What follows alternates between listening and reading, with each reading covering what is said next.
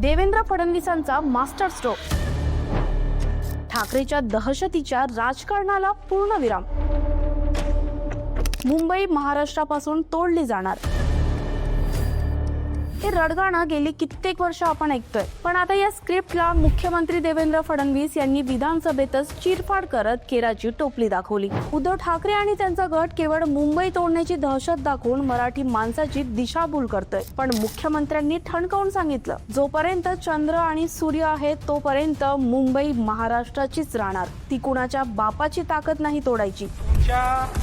मध्येही ताकद नाही आणि कोणाच्या बापातही ताकद नाही की मुंबईला महाराष्ट्रापासून वेगळं करतील. अस्मितेच्या गप्पा मारणाऱ्यांनी मुंबईला काय दिलं? फक्त खड्डे आणि भ्रष्टाचार.